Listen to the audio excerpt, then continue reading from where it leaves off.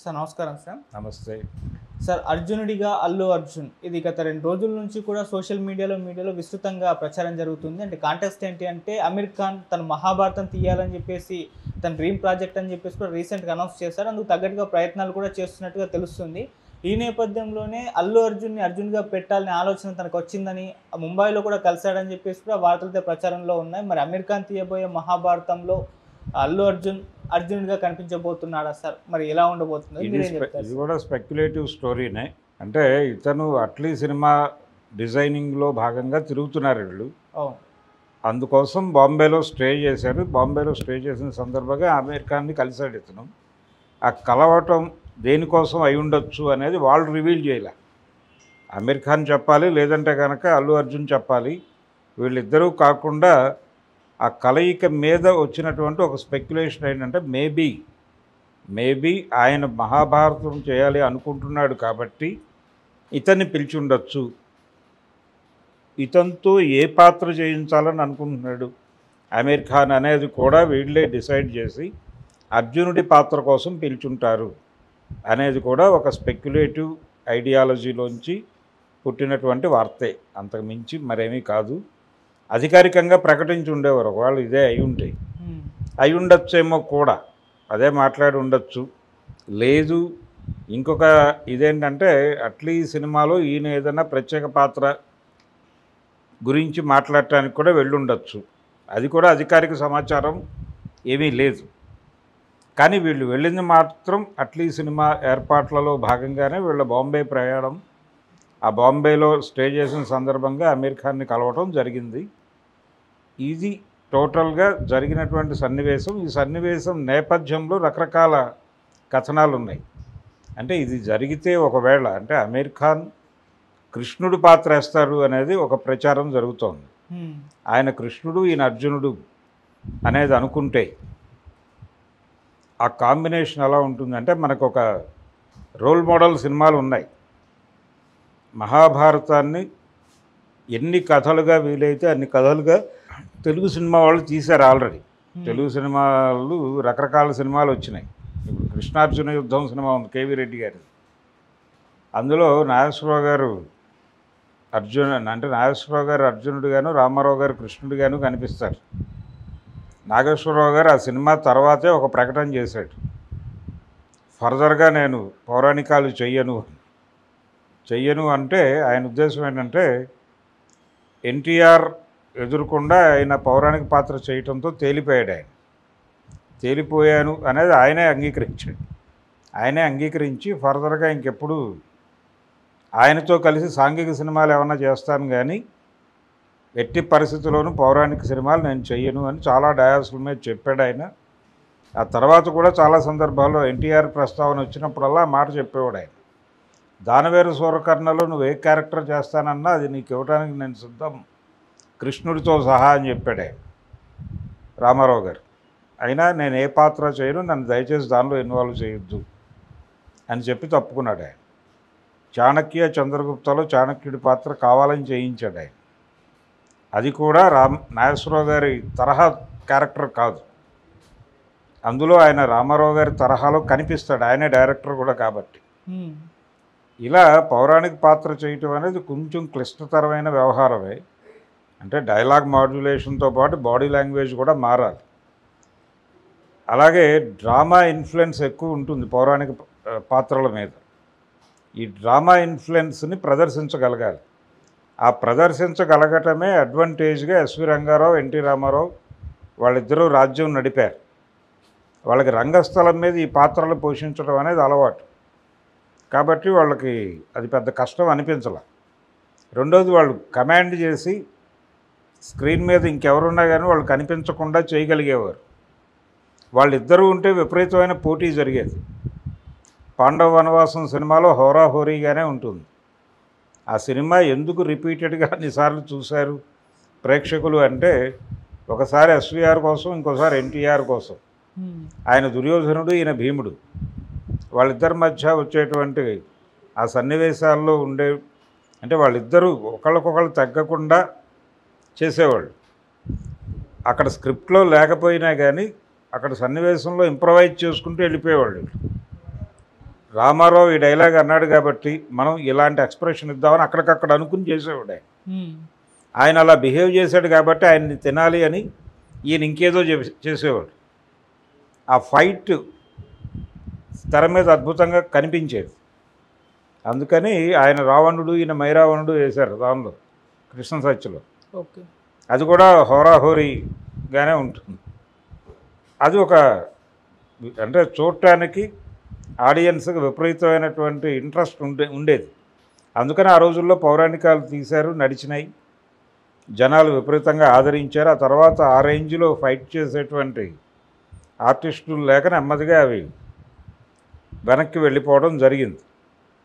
ఇప్పుడు ఆ లెవెల్ పెర్ఫార్మెన్సులు నడుస్తాయా అనేది ఒకటి, కానీ జనాలు వాటికి ఫిక్స్ అయి ఉన్నారు. అలా కాకుండా చేస్తే ఎలాంటి ఫలితం వస్తుందో మనకి ఈ మధ్యకాలంలో ప్రభాస్ నటించినటువంటి సినిమా ఒకటి చూసాం, ఆదిపురుష్ అనే సినిమా.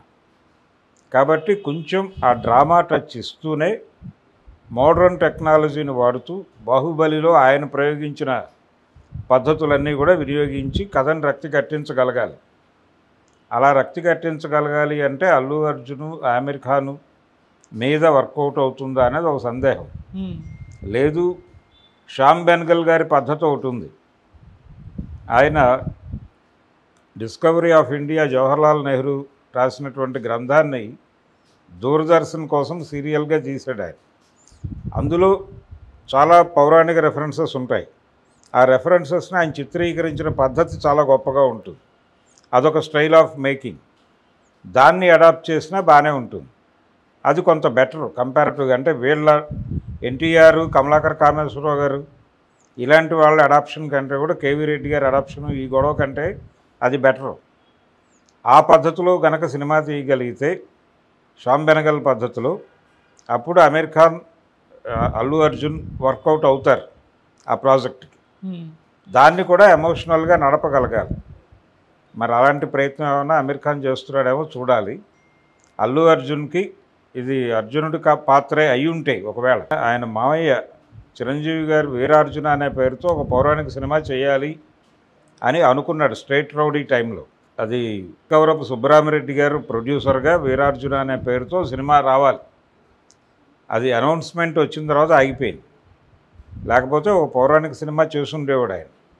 చేయలేదు, నా జీవితంలో అలాంటి సినిమా పడలేదు అనే బాధ ఈ మధ్య తెగబడుతున్నాడు ఆయన. ఇప్పుడు అర్జునుడుగా అల్లు అర్జున్ చేసేస్తే మెగాస్టార్కి దొరకని అవకాశం అల్లు అర్జున్కి దొరికినట్టుగా భావించాల్సి ఉంటుంది. ఈ జనరేషన్లో ఎవరికైనా ఇది కొత్త అనుభవమే, బాలకృష్ణకి తప్ప. బాలకృష్ణ గారు ఆల్రెడీ చేశాడు ఇది. రామారావు గారి డైరెక్షన్లో ఆయన అభిమన్యుడిగా చేశాడు. ఆ తర్వాత సంగీతం గారి డైరెక్షన్లో ఆయన అర్జునుడిగా కూడా కనిపించాడు. అవి చూసేశారు జనాలు, అయిపోయి ఇంకెవరు ఆ ప్రయత్నాలు చేయలేదు. రెండోది పౌరాణికాలు కంపారిజన్ వచ్చేస్తుంది. రామరాజ్యం అని బాలకృష్ణ గారితో బాపు గారు ఒక ప్రయోగం చేశాడు. కానీ ఆ సినిమా రిలీజ్ అయిన తర్వాత పర్వాలేదు అన్నారు, కానీ గొప్ప సినిమా అనే మాట రాలా జనం నోట్లోంచి. అది కూడా బాపు గారి డైరెక్షన్లో వచ్చిన సినిమా కాబట్టి మొహమాటంగా పర్లేదు అన్నారు.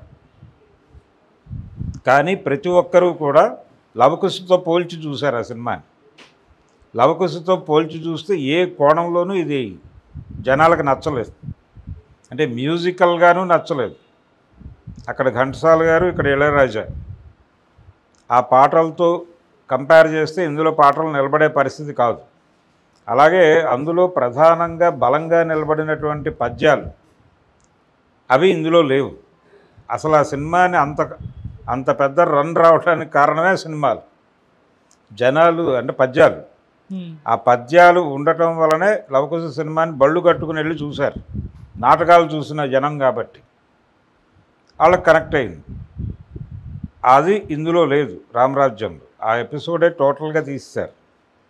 అంటే ఇప్పుడు ఎవరితో పాటించాలి అనేటువంటి ఒక సంక్షోభం వచ్చి ఆపేశారు. ఆ రోజుల్లో ఆయన కాబట్టి నడుపుకుంటూ వెళ్ళిపోయాడు బండిని. అందుకని ఈ ఇబ్బందులు ఉన్నాయి పౌరాణిక సినిమా ఇప్పుడు చేయాలంటే. వాళ్ళు ఎలాగూ పాన్ ఇండియా ప్రాజెక్ట్ అవుతుంది కాబట్టి వాళ్ళు శ్యామ్ బెనగల్ ధోరణిలోనే తీసేస్తారు. తీస్తే అల్లు అర్జున్కి ఇది ఒక కొత్త పాత్ర అవుతుంది. ఇది అయి ఉంటే, వాళ్ళ కలయిక వెనకాల పరమార్థం ఇదే అయి ఉంటే అల్లు అర్జున్కి ఇది కొత్త క్యారెక్టరు, అలాగే ఒక కొత్త ఏరియాలో ఓపెనింగు. ఇక అక్కడి నుంచి ఆయన తెలుగు నటుడు కాబట్టి ఇక్కడ కూడా చూస్తారు. ఇది ఒక అదనపు మార్కెట్. అలాగే మలయాళంలో ఒక మార్కెట్ ఉంది తనకి. ఇలా కొంత మార్కెట్ క్యాప్చర్ చేయడం కోసం అల్లు అర్జున్ అమీర్ ఖాన్ అర్జునుడిగా వాడుకోవచ్చు. ఆయన కృష్ణుడిగా ఎలా ఉంటాడు అనేది ఒక సందేహం. ఓకే. ఎన్టీఆర్ని కృష్ణుడిగా చూసిన కళ్ళతో అమీర్ ఖాన్ని చూస్తారా జనాలు అనేది కూడా ఒక సందేహమే. అయినప్పటికీ శోభన్ బాబుని కూడా కొంతమేరకు చూశారు, హరనాథ్ని చూశారు కృష్ణుడిగా, కాంతారావుని చూశారు. ఇలా చాలామంది ఆర్టిస్టులు విడిగా నాగేశ్వరరావు గారు కూడా వేశాడు కదా కృష్ణుడిగా, కనిపిస్తాడు ఆయన 2-3 సినిమాల్లో. కానీ ప్రతి ఒక్కరి పెర్ఫార్మెన్స్ టైంలోనూ ఎన్టీఆర్ పోలిక కనిపిస్తుంది. ఆ పోలిక రావటం వలన కొంత ఇబ్బందులు పడ్డారు కూడా అందరూ. మరి అమీర్ ఖాన్ అంటే హిందీ ఆడియన్స్ ఎలా చూస్తారు అనేది చూడాలి. హిందీ ఆడియన్స్కి ఓకే కావచ్చు, కానీ సౌత్ ఇండియన్ ఆడియన్స్ కొంత నెగిటివ్గా మాట్లాడే ప్రమాదం కూడా ఉంది దీనిలో. తమిళ్లో ఏదైనా పౌరాణిక సినిమా తీయాలనుకున్నా కానీ ఎన్టీ రామారావునే తీసుకెళ్ళి చేయించుకునేవారు వారు. బిఆర్ పంతులు గారు కర్ణ చేయాలనుకున్నప్పుడు కృష్ణుడిగా రామారావు గారే ఉన్నాడు అక్కడ. కర్ణుడు శివాజీ గణేశన్ చేసినప్పటికీ కృష్ణుడి పాత్రకి రామారావు గారినే తీసుకెళ్ళి చేయించుకున్నారు. అలాగే తమిళ్లో సంపూర్ణ రామాయణం చేయాలనుకున్నప్పుడు రాముడి పాత్రకి రామారావు గారినే తీసుకెళ్ళారు. అలా ఆయనే ఆప్షన్గా మారిపోయిన ఒక సందర్భం నడిచింది పౌరాణికాలకి. ఇప్పుడు ఆ పరిస్థితి కాదు కాబట్టి ఎలా చేస్తారు అనేది ఒక క్యూరియాసిటీ. రెండోది, రాజమౌళి కూడా తన డ్రీమ్ ప్రాజెక్ట్ మహాభారతమే అని చెప్తున్నాడు. అవును. మరి రాజమౌళి భారతానికి, అమీర్ ఖాన్ భారతానికి ఏమన్నా కాన్ఫ్లిక్ట్ ఉందా? వీళ్ళిద్దరూ మాట్లాడుకున్నారా? లేకపోతే ఎవరి మహాభారతం వాళ్ళదేనా? ఇది పాన్ ఇండియా భారతం అయితే అది హాలీవుడ్ భారతమా?